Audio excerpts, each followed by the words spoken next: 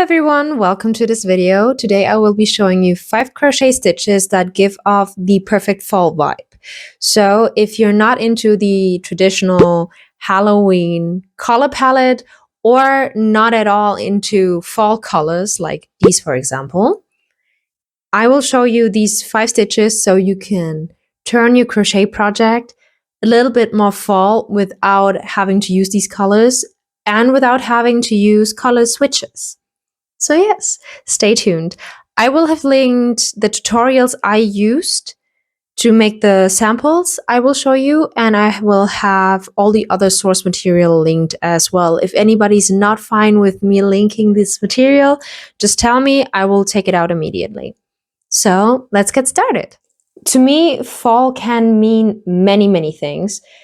I personally have ranked these stitches by easiest to hardest based on how I felt doing them. So the one I felt to be the easiest, I will give reasons for why I thought that, will be in the beginning, and the rest, like, it gets progressively a little more harder. At least for me it did. I also have to say, I just got back into crocheting after like, I think 7 years or 6 years, something like that.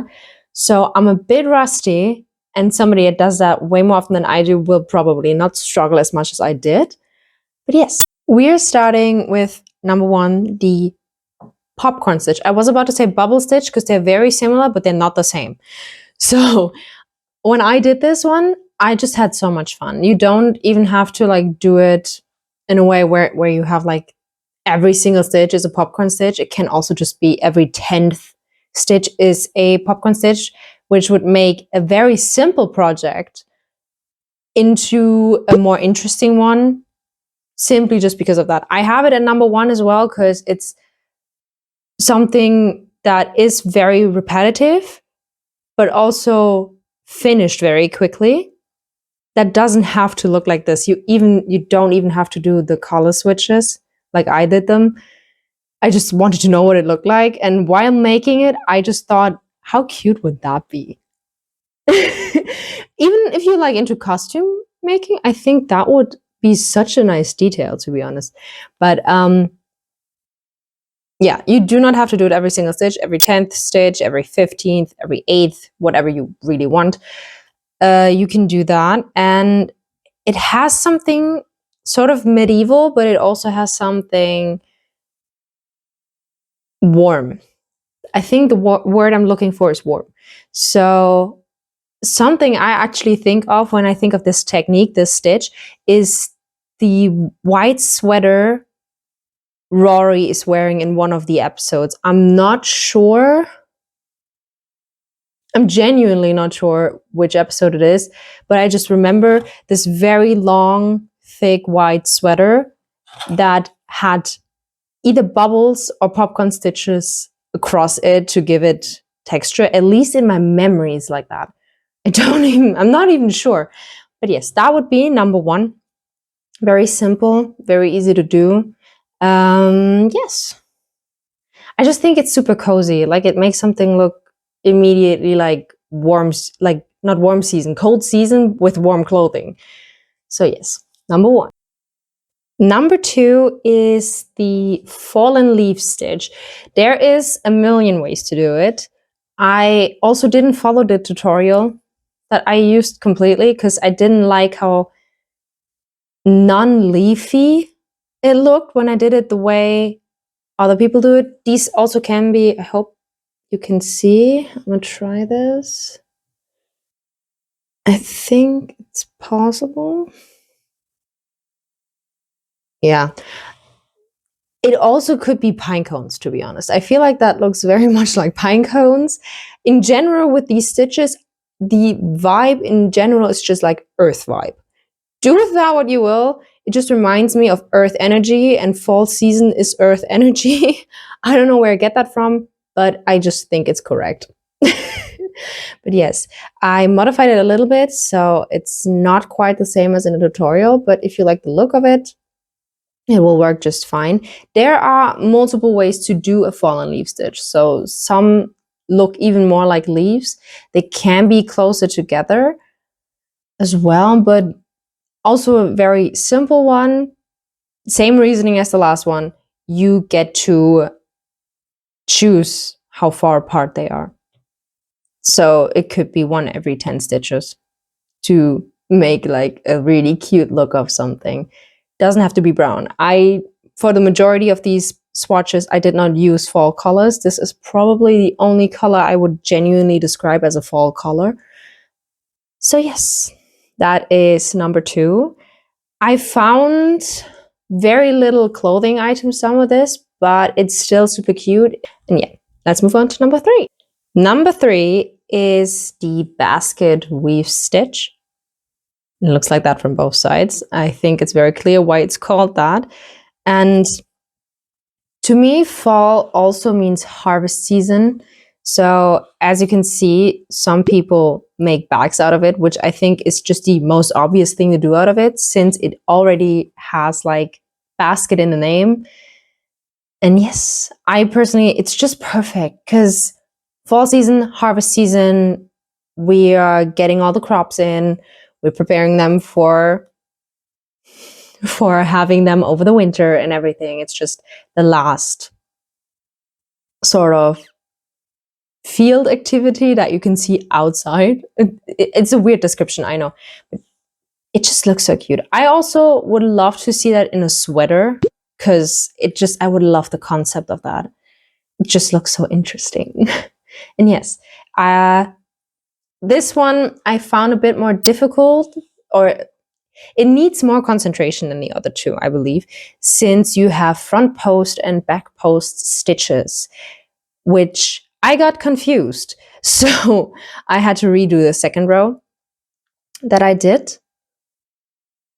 I think you also start in multiples of 3 with this one, since you always have 3 stitches. So yes, I really like this one. It's the perfect stitch for a bag. I would definitely do that. And if you're looking to make a bag a little bit more interesting, that is definitely the way to go. I just love this one so much. I think it's not my favorite, but it's close to being my favorite. The next one is my favorite. So yes, let's go to the next one. Number 4. As I said, it is my favorite. I have predominantly seen people use it for blankets. I'm pretty sure it can be done horizontally and vertically.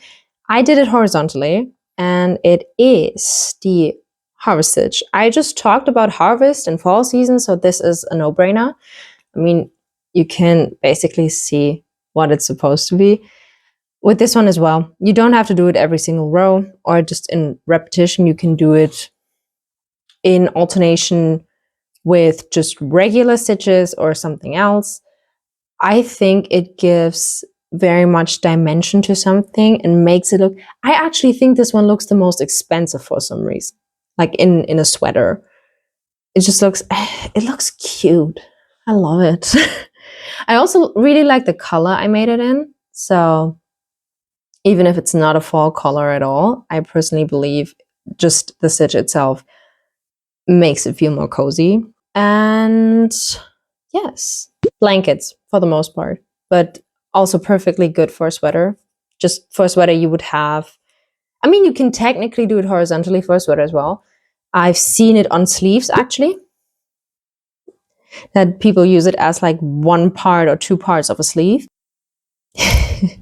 I really like this one. It's just, this one feels the most like fall to me, so I really like it. And yeah, why I think it's more difficult than the other ones, important part of this. You will have a lot of loops on your hook. Since it's crochet, it's very unlikely for it to fall, but it can be overwhelming. So while I still think it's easy to do, if you're a complete beginner, it might be a bit challenging since you have to deal with the right amount of tension to get them somewhat equal. I didn't do that perfectly right every single time. But yes, that's why I think it's a bit more difficult, because it's also more concentration. It is more difficult also because you have more loops on your hook as opposed to just having one. We're at number 5, which is the arrow stitch. This one I feel like if you look at it, oh God, look at it.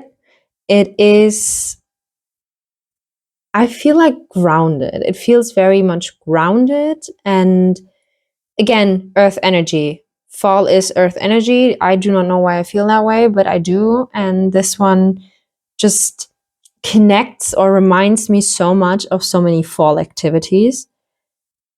And also hunting season, I connect that to fall as well.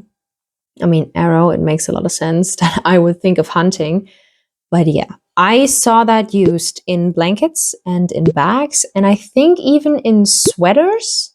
If I did, there will be a picture. If not, there will be a huge sign saying sorry.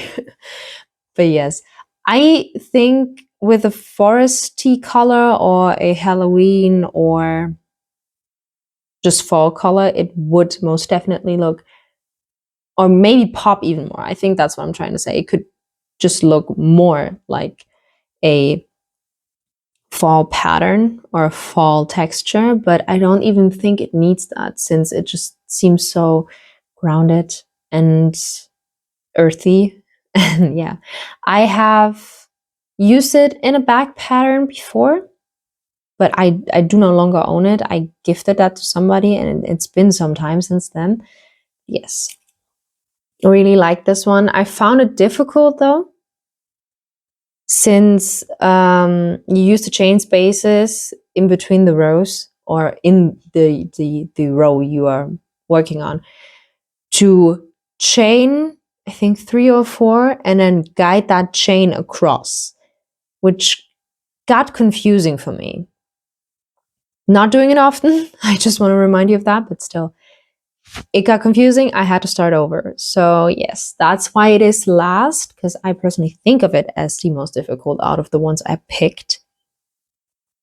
But still, just because I thought it was difficult doesn't mean you have to. And I think you're way more capable. And even if you try this one out and you get frustrated because it doesn't work quite right, try another day. You can totally do it. I totally believe in you. And just let this be a reminder. Just because someone says something's difficult doesn't mean it has to be. So don't let that scare you off. Just a little information on my part that I struggled with this a little bit. But still, looking absolutely adorable. Definitely a fall stitch. I would consider it a fall stitch. And yes, that was number 5. Yeah, with that, we're at the end of the video. I hope you enjoyed it. If you have more stitches that you would consider fall stitches, just leave them down in the comments. I would love to hear your opinion. If you liked it, leave a like. And if you want to follow along, I gladly invite you to follow my shenanigans, whatever I'm coming up with. If it's a new project, if I'm upcycling something, if it's a little information video like this, or even if it's just a rambling video of mine or a video essay, depending on what I feel like that week or that month, you will see. But yeah, I'm so happy that you were here. Thank you so much for watching, and I hope wherever you are, you have a wonderful week and a wonderful morning, evening, or day. Yeah, bye!